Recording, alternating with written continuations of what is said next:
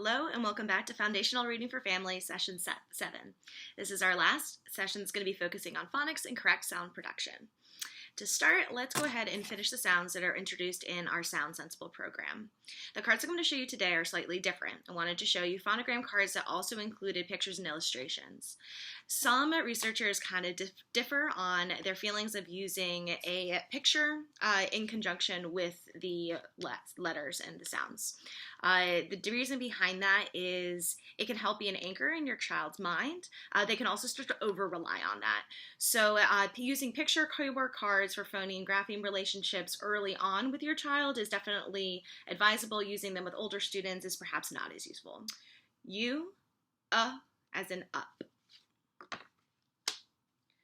L, as in lamp. R, as in rat. R is one of those letters and sounds that people, again, tend to differ on how they want to see it produced. I do highly recommend producing R as R instead of The reason for that is when your child starts to blend, you don't want your child to start producing R as in in the start of words. So what will happen is if they pronounce R as in they'll pronounce words like rabbit. If you pronounce R as in they'll produce rabbit when they go on to blend. I, as in itch. X, x. Note that there are actually two sounds in the X. It's a k and a s put together. So again, X, x. Y, as in yellow. This is obviously Y as a consonant. And Q, as in queen, qua. Again, just like X, it's actually two sounds. K, w, qua. So why does correct sound production matter? As we mentioned in earlier videos, one of the reasons to focus on correct sound production is to help students properly blend sounds to make words. In addition, knowing more about correct sound production and focusing on how sounds are produced in the mouth can give us insights into mistakes your child may be making in reading and spelling. When we know where the mistakes are coming from, we can better figure out how to address them. For example, let's say your child produces the following mistake while writing. Instead of writing fan, he wrote van. When you think about how the sounds are produced, this mistake makes sense. Both f and v are produced by biting the lower lip and blowing out. F and v only differ in their voicing. Remember, voicing is when your vocal cords vibrate. We can tell if a sound is voiced by putting the back of your hand on your throat and by putting your hands over your ears.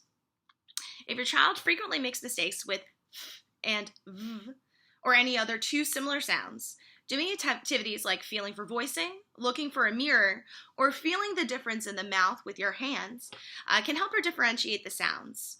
That phonological development is the first step to improve reading and spelling. One of the really great ways with minimal resources to build students' phonic knowledge is to use dictation.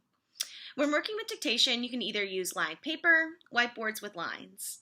I recommend, particularly for younger students, using papers that include the skyline, plain line, grass line, and worm line. These are the terms teachers at Federal Hill Prep are using to help your child with correct letter formation. Papers with these terms written on them or pictures drawn on them are linked below the video if you're interested in using this with your child. There are three primary kinds of dictation that we're going to be talking about today. The first is sound dictation, the second is word dictation, and the third is sentence dictation. For all of these, you should focus on the sounds and the patterns that your child has already learned. Dictation is not necessarily the most effective way to introduce new phonics patterns. Rather, it's a really effective way to spiral and reinforce phonics patterns that your child has already been introduced to in their classes. The first kind of dictation we're going to talk about today is sound dictation. When you do sound dictation with your child, you'll first produce a sound, t or sh or ch. Some sort of sound that includes a phonics pattern that your child has been working on.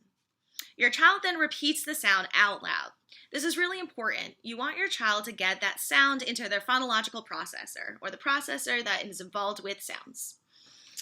Your child then writes the letter or letters, naming them as they write them out. So if you produce the sh sound, your child would then write SH and say SH. Your child then reads back all the sounds, saying the sounds and naming all the letters. So with the sh example, your child would then again produce the sound sh and repeat the letters sh. Take time to look at what your child has produced and give her feedback. Don't just look for the correct letters, also look for correct letter formation.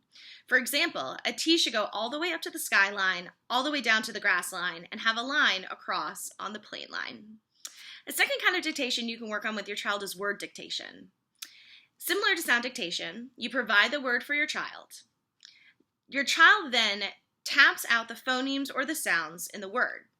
So if you produce the word cat, your child would then sound out the phonemes in the word cat, k, a, t, cat. Your child writes the word on his or her palm or thigh, k, a, t. This is important because children learn best when information is provided to them using multiple modalities or using multiple senses. When you write on your palm, what you're doing is giving a double kinesthetic experience. So you can feel what's happening on this finger and also feel what's happening on your palm.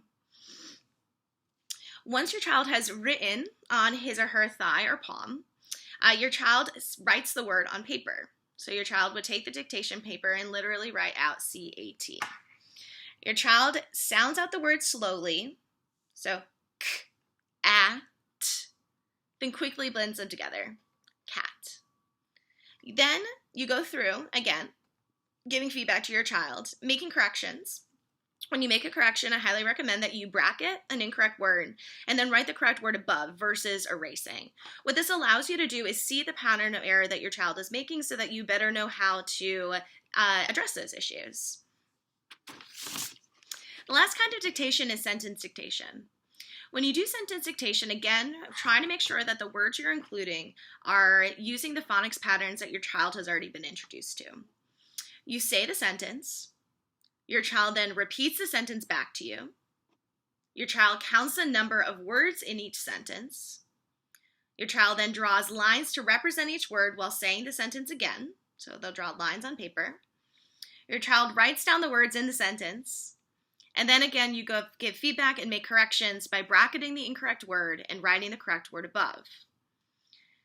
I do want to note with word and sentence dictation, particularly for younger students, it's important to note that spelling can be phonetically accurate but not necessarily correct. For example, consider the word light. If your child wrote L-I-T-E, while incorrect, it still shows you something about his stage of development. He has correctly produced a spelling pattern that will produce each sound.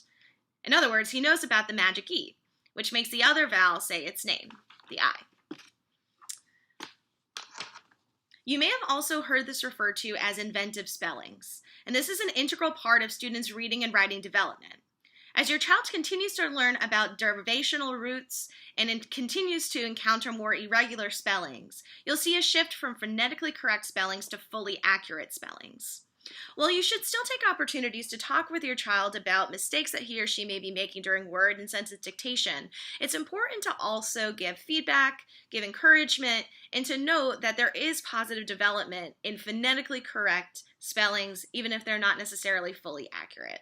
Thank you again for joining us on our last session focused on phonics. As a reminder, we talked about how errors in sound production can lead to spelling and reading errors later on. We also discussed 3 different ways to use dictation to support your child's reading and writing development: sound dictation, word dictation, and sentence dictation. Please join us next time for a session on sight words. We'll be talking about the difference between different kinds of sight words: high-frequency words, Dolch words, fully decodable words, and non-decodable sight words. We'll also discuss strategies you can use at home to help build and support automatic word reading. Until next time, thank you so much.